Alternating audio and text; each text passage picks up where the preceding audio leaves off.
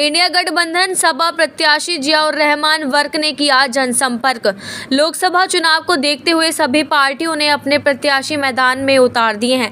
7 मई को मतदान होना है, उससे पहले प्रत्याशी लगातार एक दूसरे पर निशाना साध रहे हैं।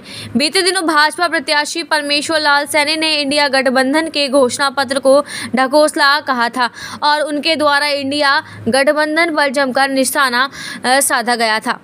उसी का पलटवार करते हुए सपा प्रत्याशी जियाउर रहमान वर्क ने मीडिया से बात करते हुए पलटवार किया और कहा कि जनता भाजपा की नीतियों को अच्छे से समझ चुकी है।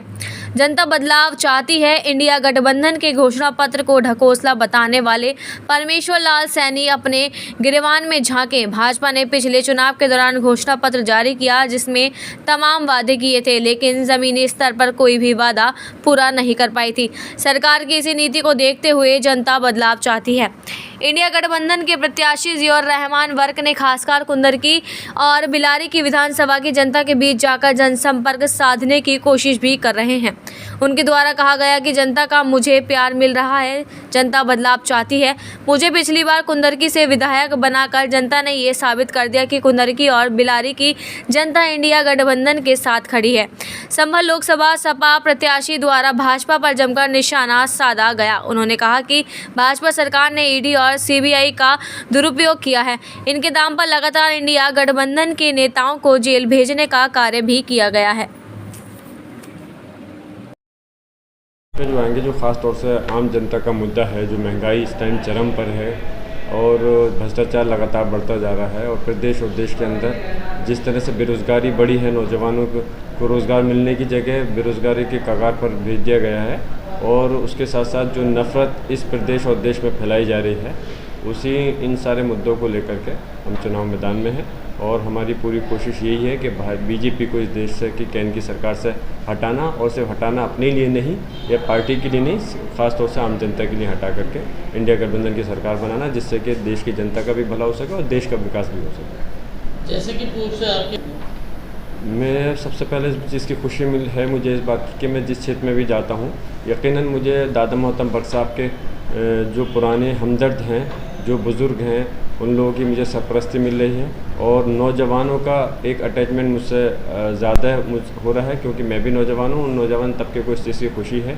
कि पहले उन्होंने प्रयास कर करके, नौजवान तो वो तबका है जिन्होंने कि इस प्रदेश और देश में सरकार बनाने का अपना रोल अदा किया है।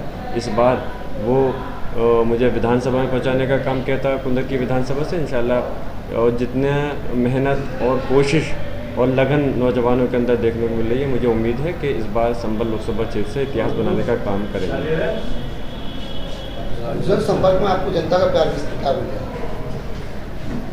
किस जगह मुझे देखिए वही है, मैंने जैसे बताया कि मुझे अपने दादा मोहतरम के साथ के जो बुज़ुर्ग हैं, जो उनके साथ में राजनीति में रहे हैं, या तो उन लोगों की सरपरस्ती मिल रही है, उन लोगों का प्यार मिल रहा है और ख़ास तौर से नौजवानों की जो है मुझे साथ मिल रहा है और बड़े दिल और जज्बात के साथ में चुनाव लड़ा रहे हैं। जनसंपर्क के दौरान मुझे सभी धर्म बिरादरी के लोगों का मुझे समर्थन मिल रहा है। मुझे इसलिए इस बात को मैं इंशाल्लाह भरोसे यकीन से कह सकता हूँ, इस बार ये लोकसभा सीट एक इतिहास रचेगी। घोषणा पत्र को लेकर क्या कहना चाहेंगे? आपने इंडिया गठबंधन ने घोषणा पत्र जारी किया है, उसमें मजदूरों के लिए वो खासकर बोला है, तो क्या उस पर अगर सरकार बनती है तो फर्क? सबसे पहले मैं यही कहूँगा, जो घोषणा पत्र इंडिया गठबंधन का है वो भारतीय जनता पार्टी की तरह गठबंधन नहीं है। जिस तरह से भारतीय जनता पार्टी ने अपने जुमलेबाजी कर करके, लोगों को गुमराह कर करके, धोखा दे कर करके कि 15 लाख रुपए हम किसान हर नागरिक के खाते में भेजेंगे, काला धन वापस लाएंगे, भ्रष्टाचार ख़त्म करेंगे, महंगाई को ख़त्म करेंगे, ये सारी चीज़ें जो लोगों को गुमराह करके की थी और लोगों ने विश्वास भी किया था और इसी विश्वास के तहत इनकी सरकार बनाने का काम किया था। इन्हें एक बार नहीं, 2 बार मौका दे चुके हैं देश के अंदर, प्रदेश के अंदर तो दिया ही है, तो इसलिए अब वो उनकी उस पॉलिसी से वाकिफ़ हो गए। लेकिन इंडिया गठबंधन का जो घोषणा पत्र है वो खोखला नहीं है। जब सरकार बनेगी तो सबसे पहले उस घोषणा पत्र पे को अमली जामा पहनाने का काम किया जाएगा। परमेश्वर लाल सैनी इस मामले को लेकर प्रत्याशी हैं भाजपा के, उन्होंने सवाल उठाया था कांग्रेस के घोषणा पत्र को लेकर, उनकी प्रतिक्रिया क्या है? मैं पहले यही कहूँगा कि सवाल उठाने से पहले अपनी भारतीय जनता पार्टी का जो उनका घोषणा पत्र रहा है उसका जवाब दें कि उन्होंने उस घोषणा पत्र के तहत कितने काम को पूरा किया है। यकीनन इस बात का वही नहीं, बीजेपी का कोई अन्य नेता भी, राष्ट्रीय नेता भी जवाब नहीं दे पाएगा। इसलिए अभी तो कांग्रेस ने इंडिया